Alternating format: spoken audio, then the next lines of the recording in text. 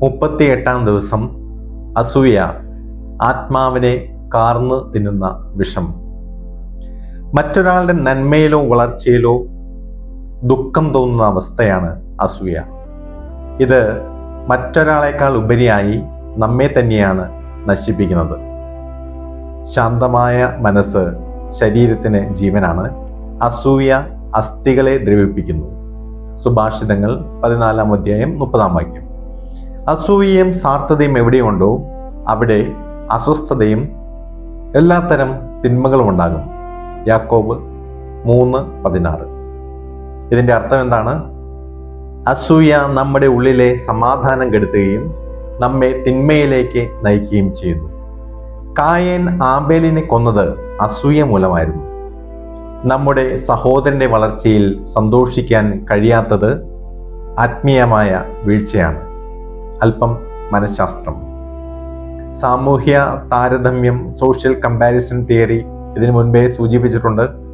മനഃശാസ്ത്രജ്ഞനായ Leon ഫെസ്റ്റിംഗർ അവതരിപ്പിച്ച social comparison theory പ്രകാരം മനുഷ്യൻ എപ്പോഴും മറ്റുള്ളവരുമായി തങ്ങളെ താരതമ്യം ചെയ്യാൻ ശ്രമിക്കുന്നു. അദ്ദേഹം പറയുന്ന 2 തരം അസൂയയുണ്ട്.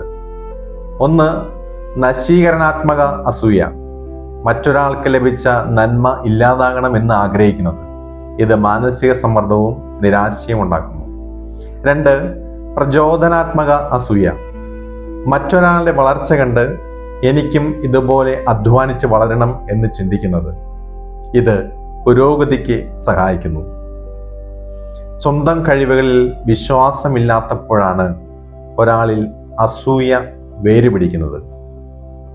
അസൂയ എങ്ങനെ ഒരു നാടിന്റെ വികസനത്തെ ബാധിക്കുന്നു എന്നതിന് 2026 മാർച്ചിൽ തന്നെ ഇടുക്കിയിൽ നടന്ന ഈ സംഭവം ഉദാഹരണമാണ്.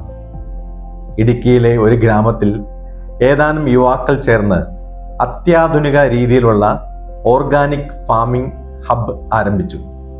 ചുരുങ്ങിയ കാലം കൊണ്ട് അവർ വലിയ ലാഭം കൊയ്യുകയും വിദേശത്തേക്ക് ഉൽപ്പന്നങ്ങൾ കയറ്റുമതി ചെയ്യുകയും ചെയ്തു. 2026 മാർച്ച് 15-ാം തീയതി ഇവരുടെ വളർച്ചയിൽ അസൂയ പൂണ്ട ചില പ്രാദേശിക വ്യക്തികൾ രാത്രിയിൽ കൃഷിയിടത്തിൽ അതിക്രമിച്ച് കയറി വിളവുകൾ നശിപ്പിക്കുകയും ജലസേചന പമ്പുകൾ തകർക്കുകയും ചെയ്തു.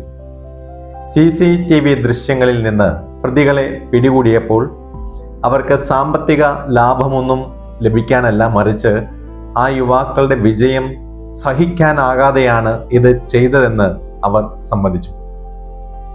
അസൂയ നമ്മെ ക്രിയാത്മകമായി ചിന്തിക്കുന്നതിൽ നിന്ന് തടയുകയും മറ്റുള്ളവരെ ഉപദ്രവിക്കുന്നതിലൂടെ താൽക്കാലിക തൃപ്തി കണ്ടെത്താൻ പ്രേരിപ്പിക്കുകയും ചെയ്യുന്നു. ഇത് ആത്യന്തികമായി സമൂഹത്തിന്റെ വളർച്ചയെയാണ് തകർക്കുന്നത്. അസൂയയെ അതിജീവിക്കാൻ ഇന്ന് നമുക്ക് ഈ കാര്യങ്ങൾ ചെയ്യാം. അഭിനന്ദിക്കുക. ഇന്ന് നിങ്ങൾ അസൂയ തോന്നുന്ന ഒരു വ്യക്തിയെ അല്ലെങ്കിൽ നിങ്ങളുടെ സുഹൃത്തിനെ അവർ ചെയ്ത ഒരു നല്ല കാര്യത്തിന് മനസ്സ് തുറന്ന് അഭിനന്ദിക്കുക. കൃതജ്ഞതയുള്ളവരായിരിക്കുക. മറ്റുള്ളവർക്ക് ഉള്ളതിനെ നോക്കുന്നതിന് പകരം ദൈവം നിങ്ങൾക്ക് നൽകിയിട്ടുള്ള 5 നന്മകൾ ഇന്ന് ഒരു പേപ്പറിൽ എഴുതി വയ്ക്കുക. 3-ാമതായിട്ട് പ്രാർത്ഥിക്കുക. നിങ്ങളെക്കാൾ നന്നായി കാര്യങ്ങൾ ചെയ്യുന്നവർക്ക് വേണ്ടി പ്രാർത്ഥിക്കുക. അവരുടെ വിജയം നിങ്ങളെ പ്രചോദിപ്പിക്കട്ടെ. അസൂയയുടെ കണ്ണ് എപ്പോഴും മറ്റുള്ളവരിലായിരിക്കും, എന്നാൽ വിവേകിയുടെ കണ്ണ് സ്വന്തം കടമകളിലായിരിക്കും. എന്നിലെ അസൂയ മറ്റുള്ളവരെ സൽപ്പേര് കളയുന്ന രീതിയിലേക്ക് വളർന്നിട്ടുണ്ടോ? അസൂയ മൂലം മറ്റുള്ളവരുടെ ജീവിതത്തിന് എന്തെങ്കിലും ആപത്ത് ഉണ്ടായിട്ടുണ്ടോ? നമുക്ക് അനുതപിച്ച് തിരികെ നടക്കാം. ചുരുക്കം പറഞ്ഞാൽ, മറ്റൊരാളുടെ മുറ്റത്തെ പൂക്കൾ കണ്ട് സങ്കടപ്പെടാതെ നിങ്ങളുടെ മുറ്റത്ത് ഒരു തൈ നടാൻ ശ്രമിക്കുക. ദൈവം അനുഗ്രഹിക്കട്ടെ.